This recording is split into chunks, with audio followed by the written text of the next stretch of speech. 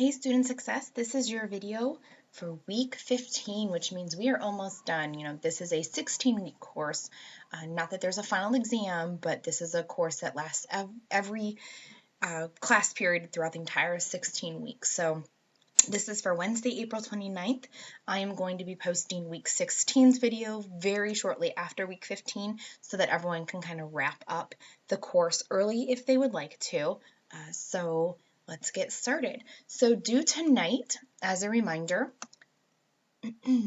for week 14. Now remember, I opened weeks 13 and 14 around the same time, again, because some of you kind of were requesting to get done a little bit more quickly, and so I opened 13 and 14 together. So there were 2 assignments in each. So make sure that you've done both. So just as a quick reminder, week 13 had that test your memory survey, and then you had to answer the 3 questions, like how many did you remember, what method did you use, and then there was a journal for this chapter as well. So that was week 13 if you haven't submitted that already.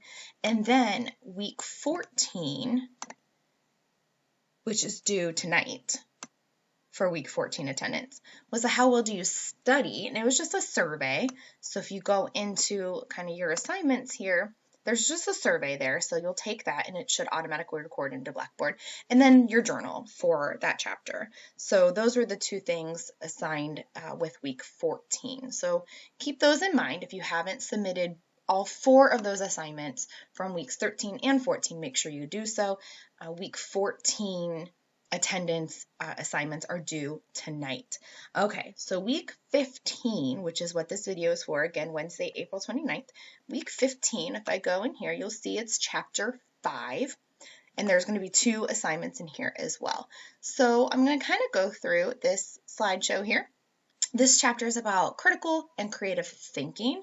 So hopefully you can tell that this is going to be related to your time as a college student because you want to be a critical thinker. So you want to be able to not just memorize information and just regurgitate it. You want to be able to learn information, apply it, think about it, discuss it, analyze it, all of those things so that you can evaluate those ideas and then produce your own ideas. So studying and learning is more than just memorizing, which a lot of people still kind of approach their studying through memorizing versus focusing on like critically and creatively thinking. So we have some information about critical thinking. What is critical thinking? And so this is kind of one model. There are lots of different models about critical thinking out there, but this is one model that involves critical thinking, different reasoning, problem solving, decision making, and then metacognition kind of on the outside, thinking about your thinking, that metacognitive process. Throughout this whole time, you're thinking about your thinking.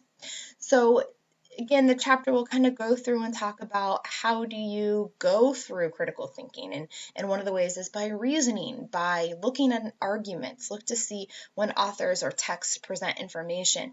Look at how relevant that information is to be able to judge how worthy it is, so to speak, to think about it, to include it in your thought process, to include it in a paper, and then look at the adequacy and look how adequate something is. Another way we critically think is we look at arguments.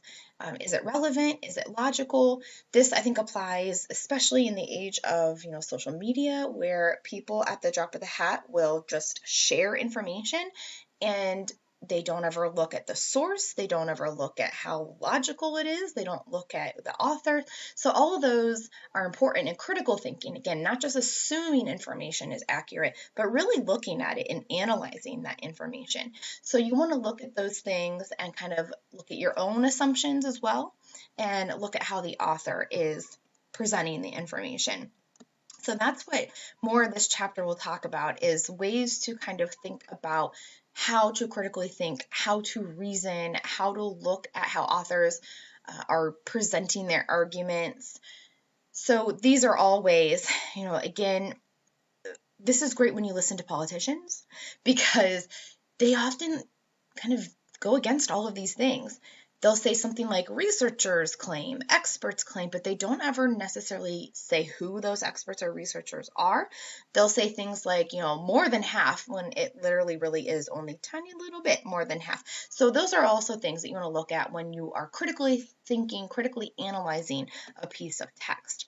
And then it goes into more like this complex reasoning, avoid faulty reasoning whenever someone presents an argument and they put in their emotions or they start attacking someone personally. That should kind of raise some flags as to how well the argument is constructed to begin with. And then problem solving is also part of critical thinking. And so it takes you through like a 7-step problem solving, which is going to be the basis of one of your assignments today for week 15. So kind of pay attention to this slide and then pay attention to where it is in your chapter 5 text book, because you will have to use this as you go through one of your assignments. So that starts on page 128 is where they start talking about like the problem solving. So if you can look at each of these steps more in depth, that's where you'll get more information there. And I already mentioned this, that metacognition, thinking about your thinking while you're studying, while you're analyzing, while you're going over something. How is this working?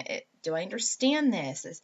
Do I need to change things? So that's part of the critical thinking process as well. And then it gives you tips as well as to how to be a better critical thinker. This a lot of people tend to have problems with. Admit when you don't know something. That's hard for a lot of people because they don't want to, admit that they may not be an expert on every single thing. So here are different ways to become a critical thinker. And then they finally start talking about creative thinking, how to be a more creative thinker, that think outside the box concept, so to speak. Look at these things, bounce ideas about other people. We can often come up with our best ideas, our best solutions when we talk it out. Look at things from different perspectives, try to learn from your mistakes. So those are all ways we can become more creative in our thinking also.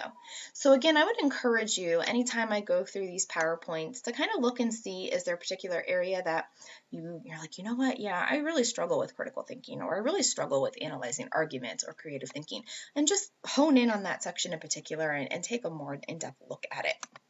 Okay, so for week 15, you are going to be doing 2 assignments. So we go into the assignment area here. You'll see the first one is one I kind of already alluded to, this kind of problem solving. So here's the worksheet. So it's right up here, and you'll see the drop box is right underneath it. So if I click on my worksheet here, it's going to open up into like this box, this table, so to speak. It's going to run nice and slow this morning. Okay. All right, so here we go. Problem solving for yourself. So again, the section on problem solving is on page 128 if you need to look a little bit more. It says, think out a problem you're facing right now. Now, I will encourage you to keep it like academic. That way it's not too personal. You can certainly use like a personal problem or a work problem or whatever, but without getting too personal, if you don't want to do, just maybe keep it school-wise. For some of you, the problem might be, we're stuck online learning the rest of the semester, and then in the summer semester, we are completely online. So that right there may be a problem you're facing right now. Maybe you're facing a problem of, getting all the credits you need, your GPA, trying to figure out your career path, trying to figure out, there could be a lot of different academic things. So you're going to define the problem, brainstorm options, and basically just kind of follow each step and just put like a sentence or two. It doesn't have to be super long.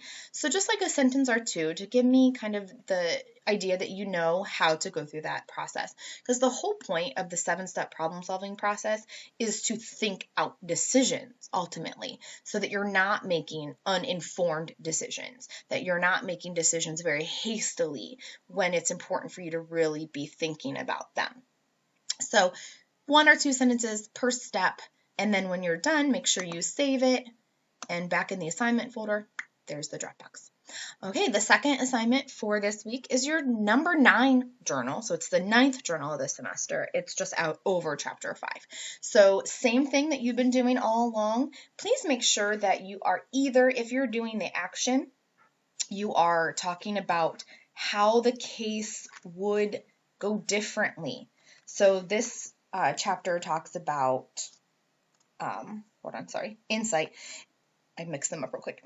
If you're doing the insight, how Desiree in this chapter, our case study is Desiree, how would you end her case? what are some possible outcomes? Just don't just tell me what Desiree's problem was. How would you go about resolving her situation? And if you're choosing action, just make sure and you answer the questions. There's only 2 questions in this chapter for action. So please make sure you just follow the directions there for whether insight or action, whatever one you're choosing, and submit it right in there. And those are due May 6th for week 15 attendance. So again, those 2 assignments are what you're doing for week 15, due May 6th. Please make sure you have all previous weeks already completed and submitted so that I can get these grades completely done here and wrapped up. And as I mentioned, I will be finishing your week 16 video and uploading that very soon as well, so you can have both of those to work on and complete. Hope everyone's doing well. Bye.